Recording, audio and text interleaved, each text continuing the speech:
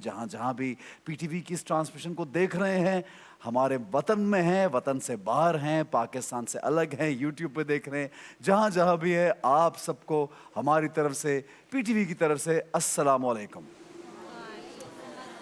امید کرتا ہوں کہ آپ خیریت سے ہیں اور دعا گو بھی ہوں، اور یہ بھی امید کرتے ہیں کہ آپ ہمارے لیے دعا کریں گے۔ ناظرین گرامی، رب تعالیٰ نے ہمیں اس دنیا میں کسی مقصد کے تحت بھیجا ہے۔ ایک مقصد تو اس کی عبادت ہے یقیناً، لیکن اس کے ساتھ ساتھ ہمارے جوڑے بنائے، جس طرح کہ آپ نے ابھی آیت میں سنا، اس کا ترجمہ سنا کہ ہمیں جوڑوں میں بنا کے بھیجا ہے۔ ناظرین گرامی، وہ جوڑے کیوں بنائے گئے؟ خاندان کیوں بنایا گیا؟ آپس کے تعلقات کیوں بنائے گئے؟ رشتہ دار کیوں بنائے گئے؟ آپ کے دوست، احباب، ہمسائے، آپ کے جاننے والے، کاروبار میں آپ کے ساتھ شریک لوگ، کام کرنے والے لوگ کیوں بنائے گئے؟ کیونکہ آپس میں ایک دوسرے کی مدد بھی کر سکیں، ایک دوسرے کے کام بھی آ سکیں، اور ایک دوسرے کا ساتھ بھی دے سکیں۔ اب رب تعالیٰ یہ تمام رشتے بنا کر کے مجھے آپ کو آزماتا ہے کہ ہم اپنے رشتوں کے ساتھ کیسا برتاؤ کرتے ہیں، کیسا سلوک کرتے ہیں، چاہے وہ کوئی غیر ہو، چاہے وہ آپ کا ہمسایہ ہو، چاہے وہ آپ کا اہل علاقہ ہو، چاہے آپ کا وطن میں رہنے والا ہو، یا انسانیت کے تحت۔ کیونکہ آپ جانتے ہیں قرآن پاک میں رب تعالیٰ نے صاف صاف فرمایا ہے کہ ایک انسان کا قتل پوری انسانیت کا قتل ہے، اور اگر کسی نے ایک انسان کی جان بچائی تو گویا پوری انسانیت کی جان بچائی۔ اللہ نے یہ رشتے میری آپ کی آسانی اور زندگی کو بہتر گزارنے کے لیے، دل کے سکون و اطمینان کے لیے بنائے ہیں۔ ناظرین گرامی، آج کا ہمارا ٹاپک بھی کچھ ایسا ہی کہ خاندانی استحکام، گھر کی حفاظت، تعلقات آپس میں کس طرح رہیں گے، کس طرح چلیں گے، اس کے بارے میں ہم بات کریں گے۔ کتنا ضروری ہے ایک دوسرے کے ساتھ مل کے زندگی گزارنا، صبر کرنا۔ حضرت یوسف علیہ السلام کا ایک واقعہ جو میرے ذہن میں یہاں پہ آتا ہے، قرآن پاک میں حضرت یوسف علیہ السلام کو خوبصورت کا جو قصہ ہے، اس کو خوبصورت ترین قصہ کہا گیا ہے۔ آپ جانتے ہیں ایک مرتبہ یوسف علیہ السلام کو خواب آیا، انہوں نے اپنے بابا جان سے جا کے کہا، حضرت یعقوب علیہ السلام سے، کہ میں نے دیکھا کہ 11 ستارے، سورج اور چاند مجھے سجدہ کر رہے ہیں۔ حضرت یعقوب علیہ السلام کیونکہ نبی تھے تو آپ سمجھ گئے کہ رب تعالیٰ میرے اس بیٹے سے کوئی بہت بڑا کام لینے والا ہے، کوئی اس کو عظیم منصب دینے والا ہے، خاص منصب پہ میرے اس بیٹے کو فائز کرے گا۔ حضرت یعقوب نے یوسف علیہ السلام کو فرمایا کہ تم اپنے اس خواب کا ذکر کسی سے نہ کرنا، یہاں تک کہ اپنے سوتیلے بھائیوں سے بھی نہ کرنا۔ انہیں خدشہ تھا کہ کہیں جلن میں، حسد میں آ کے کوئی انہیں نقصان نہ پہنچائے۔ پھر وہ واقعہ ہے ناظرین گرامی، ہم سب اس سے واقف ہیں، جب یعقوب علیہ السلام اور یوسف علیہ السلام کے سوتیلے بھائی یعنی کہ یعقوب علیہ السلام کے بیٹے جو تھے، انہوں نے کہا کہ ہم یوسف کو اپنے ساتھ لے کے جانا چاہتے ہیں۔ آپ نے خدشہ ظاہر کیا کہ کہیں تم اس کو مار نہ دو، کہیں تم اس کو نقصان نہ پہنچاؤ، کہیں کوئی جانور اس کو نہ کھا جائے۔ تو انہوں نے کہا کہ ہم اتنی طاقتور جماعت ہے، ہمارے ہوتے ہوئے بھلا اس کو کون نقصان پہنچائے گا۔ جب یوسف علیہ السلام ان کے ساتھ روانہ ہوئے تو ان سوتیلے بھائیوں نے یہی کیا کہ آپ کو کنویں میں دھکیل دیا۔ پہلے تو ارادہ ان کو مارنے کا تھا، لیکن آپ میں سے ایک نے اختلاف کر کے یہ کہا کہ اس کو جان سے نہ مارو، اس کو کنویں میں پھینک دو، تہہ میں ڈال دو، شاید کوئی قافلہ آتے جاتے ان کو اٹھا کے لے جائے گا۔ بہرحال وہی ہوا جس کا یعقوب علیہ السلام کو خدشہ تھا۔ ناظرین گرامی، آپ دیکھیے یوسف علیہ السلام کو اس کنویں میں ڈالنا تھا، اس کے بعد کس طرح سے رب تعالیٰ نے کنویں میں ان کی حفاظت کی، پھر ایک قافلے کے ذریعے ان کو وہاں سے نکلوایا، بازار مصر میں گئے، وہاں پہنچے، وہاں سے بکے اور شاہی محل میں پہنچے، اور آہستہ آہستہ وقت گزرتا گیا، یوسف علیہ السلام کو بادشاہت نصیب ہوئی۔ اور پھر وہ وقت آیا کہ جب ان کے بھائی ان کے دربار میں پہنچے اور ان کے آگے سجدہ کیا، ان کے آگے جھکے، جس کو سجدہ تعظیمی کہا جاتا ہے۔ ناظرین گرامی، آپ حضرت یوسف نے نہ صرف ان کو معاف فرمایا بلکہ اپنے پاس بلایا، اپنے پاس سے تحائف دیا، اپنے باپ سے ملے، یعقوب علیہ السلام سے ملے۔ ناظرین گرامی، اس واقعے سے ہمیں رب تعالیٰ کی جو حکمت ہے وہ تو سمجھ آتی ہے کہ آج اگر صحیح دن نہیں ہے، آج اگر ہم مشکل سے گزر رہے ہیں، تو آگے جا کر کے اگر رب پہ توکل ہوا، اگر آپ نے یہ سوچا کہ میری آزمائش ہے، میں اس سے نکل جاؤں گا، تو یقیناً رب تعالیٰ آپ کے لیے بہتر سبب بناتے ہیں۔ لیکن ایک اور سبق جو ہمیں ساتھ ساتھ ملتا ہے، ایک تو جو حسد کرنے والے تھے، رب تعالیٰ نے کس طرح سے ان کو نیچا دکھایا، اور معاف کرنے والے یوسف علیہ السلام جو تھے ان کو کس طرح بلند مرتبہ دیا، اور پھر خاندان کی حفاظت یوسف علیہ السلام نے کیسے کی کہ اپنے بابا جان سے بھی ملے اور اپنے بھائیوں کو بھی سمجھایا اور معاف کر دیا۔ ناظرین گرامی، اسی طرح جب ہم خاندان کی بات کرتے ہیں تو صبر و استحکام کتنا ضروری ہے۔ حضرت عائشہ رضی اللہ تعالیٰ عنہا روایت کرتی ہے کہ رسول اکرم مصطفیٰ صلی اللہ علیہ وآلہ وسلم نے فرمایا کہ تم میں سے بہتر شخص وہ ہے جو اپنے گھر والوں کے لیے سب سے اچھا ہو، اور میں تم میں سب سے زیادہ اپنے گھر والوں کے لیے اچھا ہوں۔ یہ ہمارے آقا صلی اللہ علیہ وآلہ وسلم کی شان ہے اور ان کی قائم کی بھی مثال ہے جو میرے اور آپ کے لیے۔ جناب بی بی ہاجرہ کا واقعہ اگر آپ ذرا سوچئے ایک لمحے کے لیے کہ کس طرح بے یار و مددگار تنہا ایک خاتون اپنے شوہر کے کہنے پر ایک بچے کو لے کے، نومولود بچہ جو تھا اس کو لے کے ریگستان میں ٹھہر گئی۔ آپ نے اپنے شوہر سے پوچھا بھی کہ میرے ساتھ کون ہے، میں اکیلی اور تنہا ہوں۔ انہوں نے کہا کہ تمہارے ساتھ رب ہے، اللہ ہے، توکل تو کر کے دیکھو۔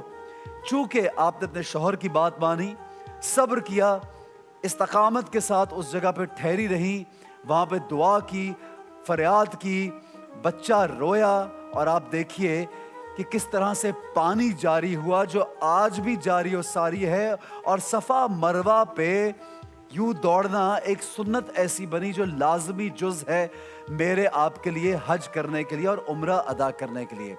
پھر جناب آگے بڑھتے ہیں تو ہم جب فرعون کا واقعہ پڑھتے ہیں تو ہم دیکھتے ہیں کہ حضرت موسیٰ کی والدہ، آپ سوچیے ناظرین گرامی کہ ان کو جب یہ خدشہ ہوا کہ کس طرح سے خطرہ ہے میرے خاندان کو، میرے بچے کو، ایک نومولود بچے کو قتل کرنے کا حکم دیا، اس علاقے کے تمام بچوں کو قتل کیا جا رہا تھا۔ اللہ کے بھروسے انہوں نے اس بچے کو یعنی کہ حضرت موسیٰ کو ایک صندوق میں رکھ کے بہا دیا رب تعالیٰ کے بھروسے پہ، اور پھر دیکھیے کہ رب تعالیٰ نے اس کے بدلے میں کیا کیا کہ وہ فرعون کے گھر پہنچا وہ بچہ، اور اسی کے گھر میں پلا، اسی کے گھر میں محفوظ رہا۔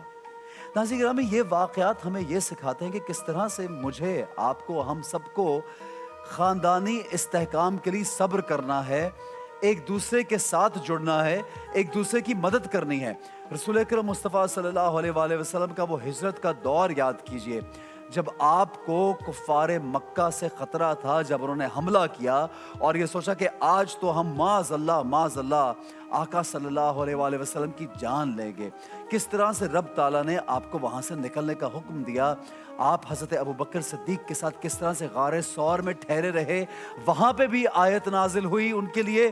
اور پھر دیکھیے امام علی کو، دیکھیے کہ کس طرح سے آپ صلی اللہ علیہ وآلہ وسلم کے بستر پر رہے، چونکہ ایک تعلق، ایک آپس میں رشتہ داری، دوستی، محبت، پیار، ایک جذبہ، ایک اعتقاد، ایک اعتبار، رب تعالیٰ پہ توکل۔